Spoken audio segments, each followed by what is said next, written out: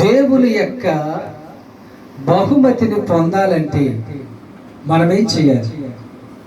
దేవుని యొక్క బహుమతిని పొందాలంటే మనం ఏం చేయాలి? ఆంటీ గారు దేవుని బహుమతిని పొందారా లేదా?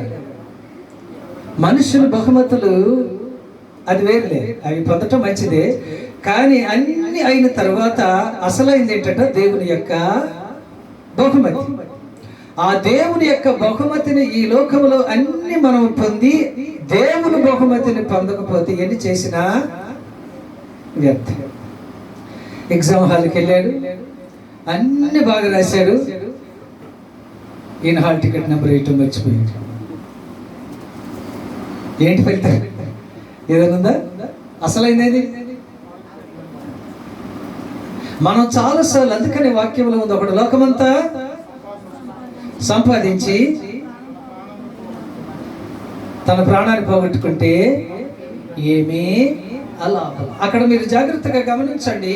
తిమోతి 2వ పత్రిక 4:7 మొదటి లైన్లో ఉన్న మాట ఏమిటో చూడండి.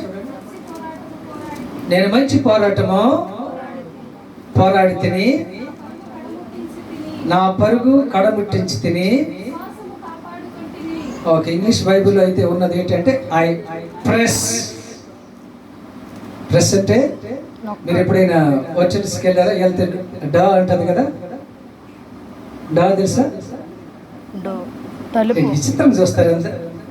మీరు ఎప్పుడైనా వర్చువల్స్కి వెళ్ళారా? ఓకే, ఎంటర్ అవ్వాలంటే డా ఉంటుంది. ఉంటుందా ఉండదా? తలుపు ఉంటుందా ఉండదా? నేను చిన్న చిన్న ఇంగ్లీష్ పదాలు కూడా రాకపోతే ఎలా. అక్కడ డా ఉంటుందా ఉండదా? ఉంటుంది. దాన్ని ఏంటంటే పుష్, తర్వాత ఏముంటుంది? ఉంటుందా? ఓకే, త్రోయుము లేదా లాగుము. ఇంగ్లీష్ బైబిల్లో ఉన్నది ఏంటంటే ప్రెస్ అంటే అర్థం ఏంటంటే త్రోసుకుంటూ.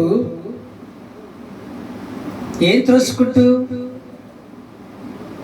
నీవు ఆత్మీయ జీవితంలో ఎదిగేటప్పుడు నీకు ఏమైతే ఆటంకకరంగా ఉంటాయో వాటిని చూసాక ఆగకుండా త్రోసుకుంటూ ఏమేలంటే నువ్వు ముందుకి అలాగే వెళ్తేనే ఏమవుతామట, మన పరుగుని. ఓకే, పీక్యూ 3 పీలు నేను చెప్పి ముగిస్తాను. ఓకే, ఫస్ట్ వన్ ఏంటంటే ఎలాంటి పోరాటము, మంచి పోరాటం అని ఉంది అక్కడ కదండి. ఓకే, షిఫాట్ ఆ ప్రేయర్ఫుల్ ఫైట్, పోరాటాన్ని. మొదటి పి ఏంటంటే ప్రార్థనాపూర్వకమైన పోరాటం. పోరాడేటప్పుడు ఒక క్రమం కానీ డిసిప్లిన్ కానీ. నేను మార్షల్ ఆర్ట్స్ నేర్చుకున్నా. ఒక కరాటే నాది, షోటోకన్ నాది. అంటే కరాటేలో వింగ్స్ ఉంటాయి, భాగాలు ఉంటాయి. అందులో నేను నేర్చుకుంది షోటోకన్. అంటే జపాన్ దేశస్తులు నేర్చే అదే. మా గురువు గారు మాకు నేర్పేటప్పుడు ఒక పద్ధతి ప్రకారంగా అని. రాను రాను రాను ఏమవుతుందంటే పద్ధతులు మారిపోతున్నాయి కదండి. ఇప్పుడు రాను రాను రాను ఏమవుతున్నాయి? పద్ధతులు మారుతున్నాయి. మొట్టమొదట యేసు ప్రభు నమ్మాక చేతిలో బైబిల్ ఉండేది, అంతేనా? 10 సంవత్సరాల తర్వాత చేతిలో బైబిల్ పోయి వచ్చింది. ఏం ఫోను? ఏం నాలసి? ఏం నాలసి? మొహం నాలసి. చేతిలో బైబిల్ పట్టుకోవడానికి కూడా ఏమైందటండి? అంతేనా? 10 కేజీలు బంగారం, జగతీజీలు బంగారం సెల్లో ఉంది, సెల్ తీసుకెళ్ళు అంటే అది తీసుకెళ్తావా? 10 కేజీలు బంగారం ఎక్కడ కనబడుతూ ఉంది, దీన్ని తీసుకెళ్తావా? ఏం తీసుకెళ్తాం? అదేంటి సెల్ ఫోన్లో కనబడుతుందిగా 10 కేజీలు బంగారం. రాను రాను విశ్వాస జీవితం ఎటో వెళ్ళిపోతుంది. చక్కటి సాక్ష్యం విన్నాం మనం కదండి. స్కూల్, గృహం, పరిచర్య, ఇంకేంటి భర్తను చూసుకోవటం, బిడ్డలు చూసుకోవటం, అన్నిట్లో కూడా ఆమె జాగ్రత్తగా చూస్తూ చక్కటి పోరాటాన్ని. ఇవన్నీ కూడా ఆ ప్రార్థనాపూర్వకంగా ఉన్న వాళ్ళకి ఆ పేషెన్స్ అనేది ఉంటుంది కదండి. పిల్లలతో, ముఖ్యంగా చిన్నపిల్లలతో, స్కూల్లో చిన్నపిల్లలతో ఇచ్చేయాలంటే చాలా కష్టం. అవన్నీ తట్టుకొని వచ్చి మళ్ళీ గృహం దగ్గర ఇవన్నీ చేయాలంటే చాలా కష్టం. ఆమె ప్రార్థనాపూర్వకమైన పోరాటాన్ని పోరాడారు. విడువబడిన కుటుంబ సభ్యులు, సంఘ సభ్యులు దైవ సేవకునిగా నేను చెబుతున్న మాట, తల్లి గారు ఏ పోరాడటము మీకు నేర్పించారో, never and ever forget her.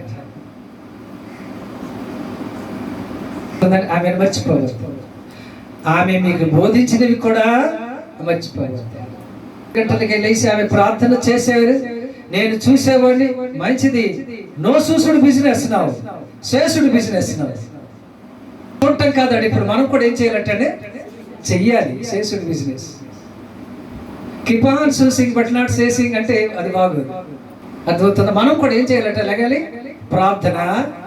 మీరు చూడండి, మంచి మంచి భక్తులు తెల్లారుజామున 3 నుంచి 5 మధ్యలో లేచి ప్రార్థన చేసిన వాళ్ళు.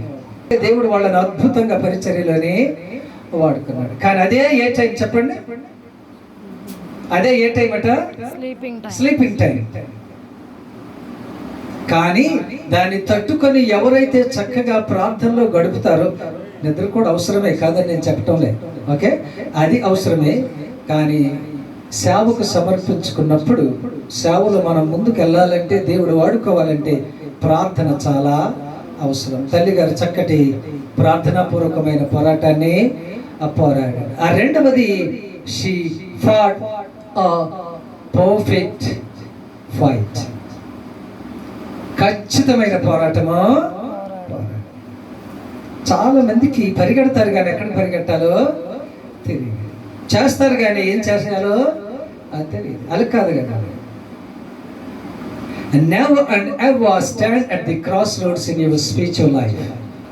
మీ జీవితంలో ఎప్పుడు కూడా అయోమయ పరిస్థితుల్లో నిలబడద్దు.